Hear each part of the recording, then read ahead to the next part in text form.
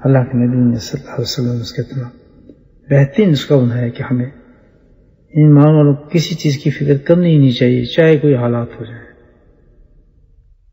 جو کچھ موجود نہیں ہے، دجال نکلا ہے، وہ زمانہ اس وقت تو ہے آپ کے سامنے، تو اس کا علاج، اس سے بچنے کا جو علاج بتایا بڑا بہترین. انتقفی ہوں، میں تمہیں دو چیزیں چھوڑ کے جا رہا ہوں، اللہ کے نبی اس پہ گارنٹی دے رہے ہیں. اگر تم دو چیزوں کو مضبوطی کے ساتھ پکڑ لو تو اللہ کے نبی فرماتے ہیں کہ میں تمہیں گارنٹی دیتا ہوں تم کسی حالت میں بھی گمراہ نہیں ہوگے، بھٹکو گے نہیں، اور ایمان کے ساتھ چلے جاؤ. اتنی بڑی گھنٹی ہے. دو چیزیں کیا ہیں؟ کتاب اللہ اور سنت رسول اللہ صلی اللہ علیہ وسلم. اتنا اصل پیدائشی وجہ سے وہ ہوتے ہیں کہ ان دونوں میں ہم بیلنس نہیں رکھتے.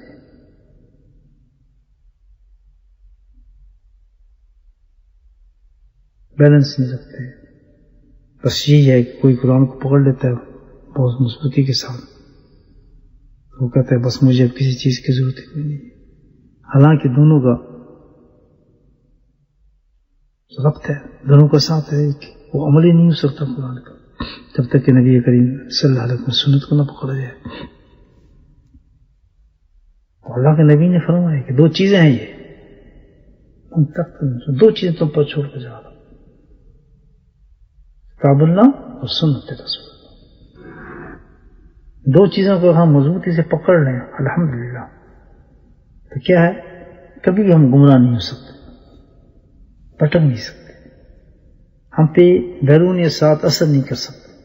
وجہ جب ہے کہ جب ہماری امیون سسٹم ایمان کا کمزور ہو جاتا ہے نا، ہم ہر اثر کو قبول کر لیتے ہیں. ورنہ تو آپ کہیں چلے جائیں، کسی جگہ چلے جائیں، انشاءاللہ ایمان آپ کو مضبوط ہے، دو چیزیں آپ کے ساتھ ہیں، کوئی جگہ آپ پہ اثر نہیں کرے گی. وہ قرآن آپ کو آیتیں بتاتی ہیں اور اس کی تشریح جو ہے اللہ کے نبی سے اپنی پیاری زبان میں باقی سے کہتے ہیں، جو ہم حدیث کہتے ہیں. ہم دونوں کو اپنی دل و جان سے مانتے ہیں، بس کبھی بھٹک نہیں سکتے. تو اللہ کے نبی نے کیا فرمایا؟ اللہ نے کہ حق پہ رہو. نبی صلی اللہ علیہ وسلم کیا حق کی کیا بات بتائیے، کیا حق ہے جس کو ہم نے رہنا ہے بڑے آسان طریقے سے.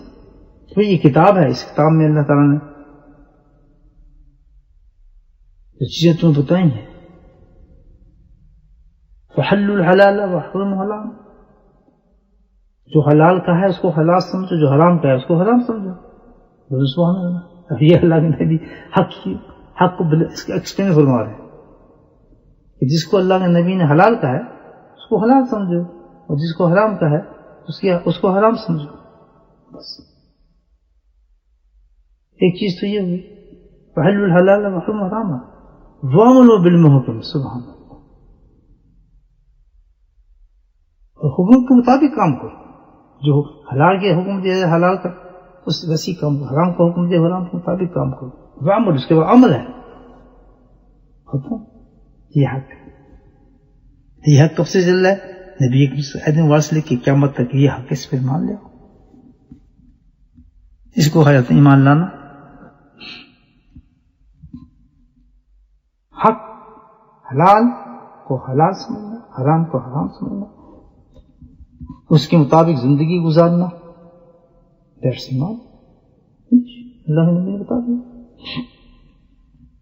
جس پہ قائم ہو گیا سبحان اللہ، اس نے آمنا صدقنا. جب مجھ پر حلال حرام نظر آ رہی ہے چیز تو کچھ زمانہ کچھ بھی کرے میں تو اس کو نہیں چھوڑ سکتا. جو حرام ہے حرام ہے، زمانہ کچھ بھی کرے، بدل جائے، کچھ ہو جائے، میں تو اس کو نہیں چھوڑ سکتا. اللہ نے حکم فرمایا ان اللہ مع المتقین، تو گھبرانا میں تیرے ساتھ ہوں، پیچھے کھڑا ہوں، کندھے پہ میرا ہاتھ ہے. سبحان اللہ. جب تم نے یہ وعدہ اپنے آپ سے کر لیا کہ حرام کو حرام سمجھوں گا، حلال تو اللہ کہتا میں تیرے ساتھ ہوں. اس کا ختم. اس کو اس پہ بھی یقین آ گیا کہ اب اس کو کسی تکلیف مصیبت کا بھی فکر نہیں ہے. جو آدمی ان باتوں پہ جم گیا وہ اہل حق میں سے ہو گیا. اور اہل باطل کیا ہے؟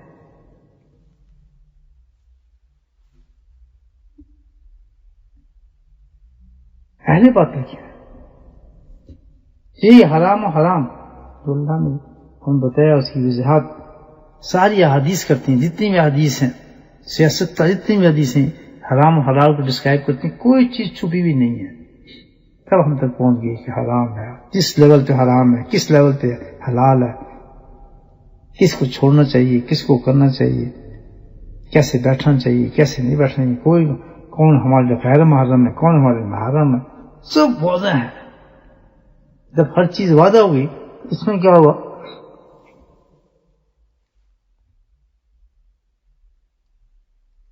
اس پہ جب ہم دیکھیں گے کہ ہماری خواہشات کے مطابق تو بڑا یہ چیزیں نہیں ہیں، تو بڑا مشکل ہے اس پہ عمل کرنا۔ اب کیا کریں؟ یہ فتنہ بنتا ہے زمانے میں، دیکھیں یار یہ بڑا مشکل ہو گیا، اب اس پہ یہ عمل کرتے ہیں تو یہ جاتا ہے، یہ کرتے ہیں تو یہ جاتا ہے، یہ ہوتا ہے تو فلاں حرم ہو جاتا ہے، یہ کرتے ہیں تو اس میں یہ ہمارا نقصان ہو جاتا ہے۔ تو پھر اب وہ کیا کرتا ہے کہ وہ اس میں طرح طرح کے اعتراض، جوازات اور خیالات پیش کرنا شروع کر دیتا ہے۔